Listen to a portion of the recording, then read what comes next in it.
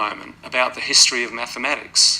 The rules of arithmetic were created, invented, discovered many, many centuries ago in ancient civilizations, in Persia, in Greece, in Egypt, and later in the great Islamic empires. Europe was something of a latecomer, actually, to mathematics. Many Europeans, of course, benefit from these profound discoveries in mathematics. Imagine if Europe had to pay licensing fees to these earlier societies. How would that have affected Europe's development? Think of the rules of addition or the rules of division. These are things that you learnt as a child, multiplication tables. They're driven by algorithms. The rules of arithmetic, lying behind them, are algorithms. So think of an algorithm of addition. For example, x plus 0 equals x. Every day we use that rule. We do mental calculations in our head. Every day, trillions of calculations are performed by computers using the algorithm of addition. An intellectual property owner could lay claim to an algorithm. So the social consequences of creating a private property right in something as important as the algorithms for addition are very, very profound. Welcome to the Real News Network. I'm Lynn Fries in Geneva. That was a clip from a talk on understanding intellectual property by Peter Drahos. How intellectual property rights got linked to trade is the story of TRIPS. Current trade deals like the Trans-Pacific Partnership, TTIP, CETA are TRIPS Plus. So what's TRIPS? The most important intellectual property agreement of the 20th century, TRIPS was a trade agreement. TRIPS stands for Trade-Related Aspects of Intellectual Property Rights, a World Trade Organization agreement. Two keywords being trade-related, which in one fell swoop integrated intellectual property into the world system of trade, and so globalized intellectual property rights. On the 1st of January 1995, TRIPS literally came into force as it criminalized any infringement of its IP standards, standards that define knowledge as private property, needing criminal protection from theft, much like a car. TRIPS Plus trade deals push harder and further for more and more. Peter Drahos says the role of free trade agreements is to expand intellectual property's empire. Joining us from Australia to explain the story of IP linked to trade is Peter Drahos. Peter Drahos is a professor at the Australian National University, the School of Regulation and Global Governance.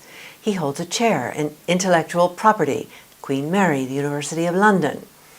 Peter Drahos is co-author with John Braithwaite of Information Feudalism, Who Owns the Knowledge Economy, and the award-winning Global Business Regulation. Welcome, Peter. Thank you, Lynn. I'm very glad to be here. Let's start with some big-picture context on TRIPS. Yes, intellectual property, or TRIPS, was part of a much broader agenda, and this agenda had really been laid out by the OECD back in the 1960s and early 1970s, in which a lot of these ideas for transforming the world economy were thought about and written about. The idea was really to free the world in terms of capital investment. So the idea was that capital could move wherever it liked and obtain the most favourable circumstances that it could. Now, the problem with that is that a lot of regulation has to be removed along the way in order for that to happen, because obviously not all countries are equally wealthy. Some countries, for example, regulate the prices of patents. That was something that the pharmaceutical industry was very much opposed to. They really wanted unregulated patent prices. And of course, the effect of that is to raise the price of medicines. So if you are really committed to the idea of capital moving freely throughout the world without any restrictions, the implication for national sovereignty is pretty profound. TRIPS is probably the most significant agreement of the 20th century. There were a lot of them, but TRIPS really created a global platform for multinationals. Every country that joins the WTO, the World Trade Organization, has to comply with TRIPS. In the TRIPS case study, I think it's a very important study in how a trade negotiation fails citizens, because it was conducted in secrecy. Consumers weren't present, but even more importantly, it was drafted by the corporations themselves, because corporations have a lot of technical expertise. They have patent attorneys, they have intellectual property lawyers that are advising them. And so they were actually able to draft clauses.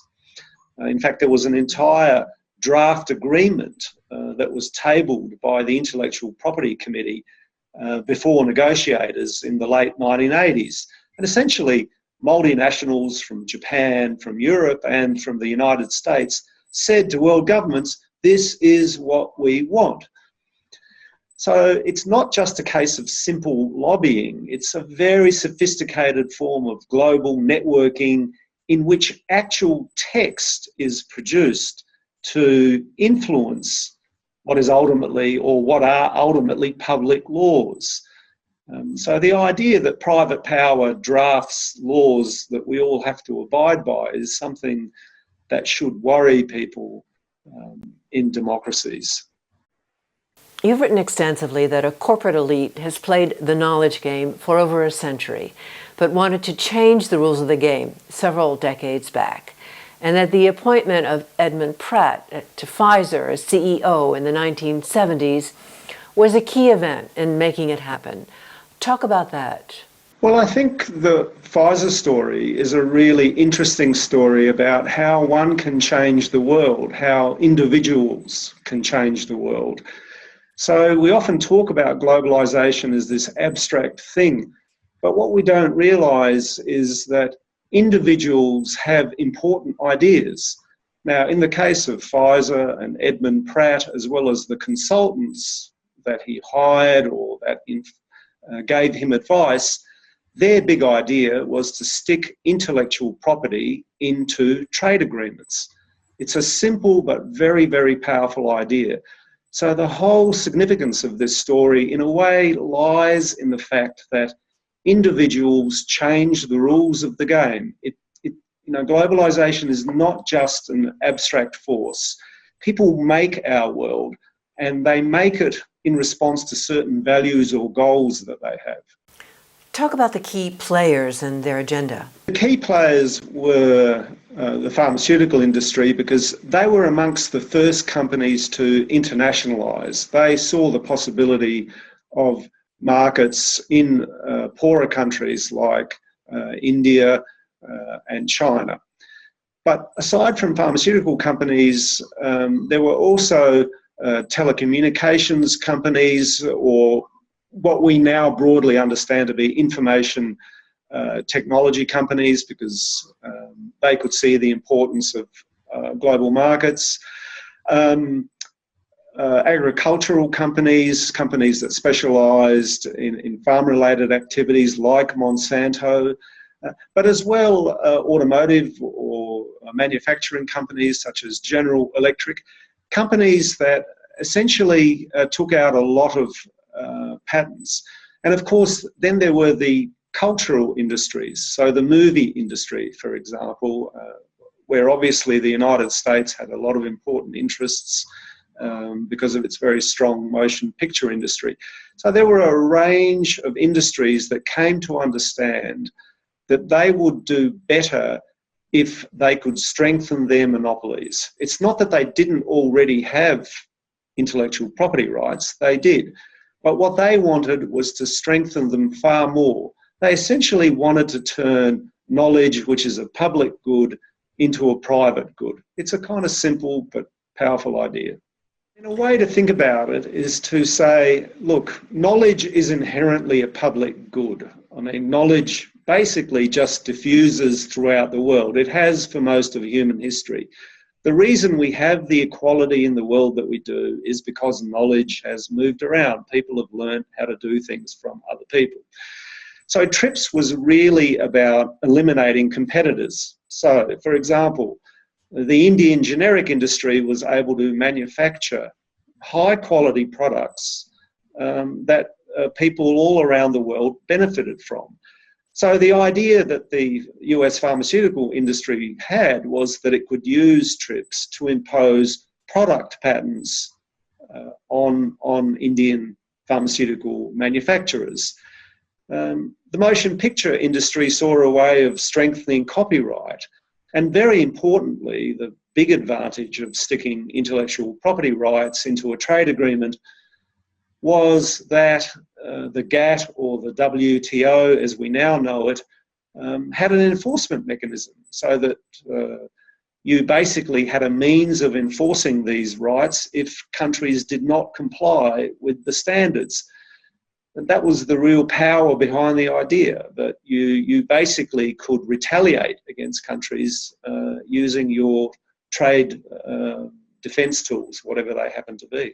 So U.S. corporate leaders were the key players. It wasn't just the United States that was ultimately involved in TRIPS, because to impose a set of intellectual property rights on the entire world, when most countries are going to be losers from intellectual property rights, I mean, not many poor people are going to gain from high-priced textbooks in places like Pakistan or Vietnam or some of the really poor countries in the world. You're really raising the cost of education for these countries.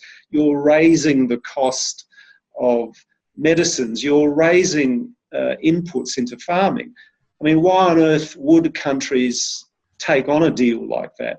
So these corporate leaders in the United States needed the benefit or the help, the assistance of their European counterparts. So it wasn't just US pharmaceutical companies that got in on the game, and it wasn't just